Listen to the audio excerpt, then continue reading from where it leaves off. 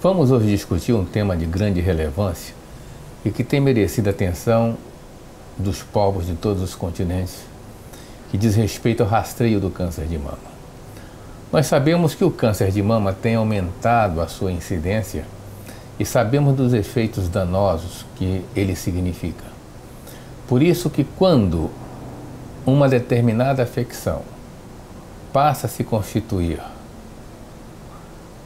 um problema de saúde pública, haveremos de criar mecanismos para a detecção precoce e o tratamento precoce.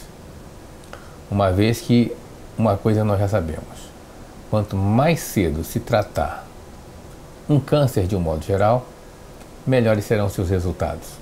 E para se tratar precocemente é preciso que o detectemos precocemente. Por isso, a mamografia, que é o método ideal para rastrear o câncer, ela deve ser olhada com muito cuidado e aplicada em pacientes quando chegar à idade de se praticar o rastreio. Assim, quando nós estivermos diante da investigação do câncer, e me refiro particularmente ao câncer que ainda não produziu qualquer sintoma. Isso é válido, por exemplo, quando se vai fazer o rastreio do câncer ou a detecção precoce do câncer de intestino grosso. O método ideal é fazê-lo através da colonoscopia.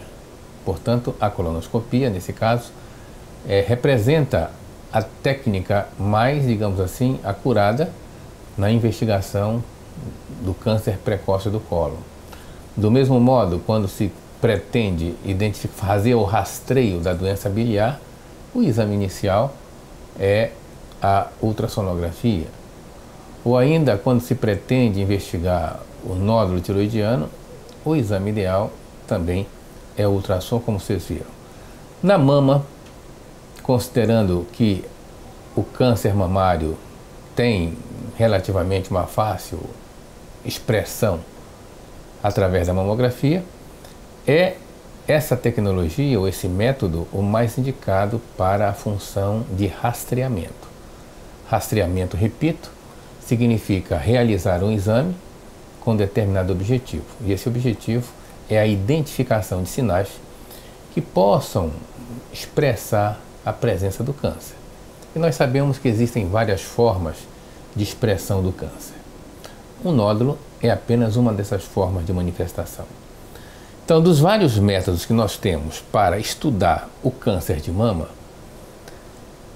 mamografia, ultrassom com Doppler, a ressonância magnética, desses vários métodos, a mamografia é o método inicial de investigação do câncer. Portanto, está caracterizado o método ou a tecnologia utilizada para esse tipo de investigação.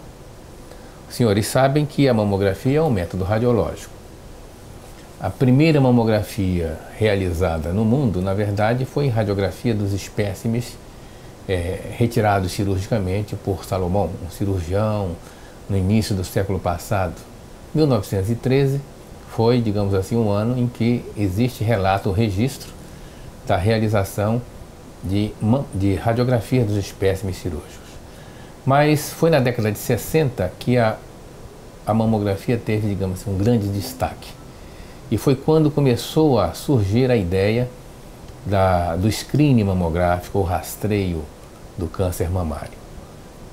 Na década de 60 houve um avanço muito grande, inclusive com a criação dos chamados mamógrafos dedicados, em que os equipamentos de raio-x utilizados para fazer radiografia de um modo geral eram os mesmos aparelhos utilizados para fazer mamografia. Todavia, criou-se o conceito de que o exame mamográfico era um exame diferenciado e, para tal, necessitava de um aparelho exclusivo para a realização do estudo das mamas. Criou-se também, ou melhor dizendo, criou-se nessa oportunidade, os chamados mamógrafos dedicados. E toda uma tecnologia avançou em direção à detecção precoce do câncer, não só no que diz respeito aos filmes radiográficos, mas também aos instrumentos utilizados como filmes, como os ecrãs, processamento desses filmes.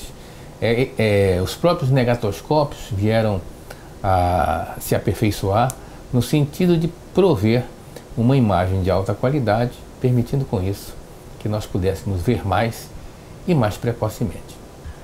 Então, das tecnologias que foram citadas, acrescente também o PET scan, a cintilografia mamária, e certamente outras haverão de vir. A mamografia que se pratica hoje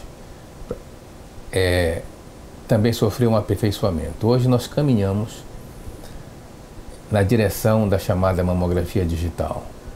A mamografia digital já tem vários anos que é praticada em nosso país, mas ainda não é universal.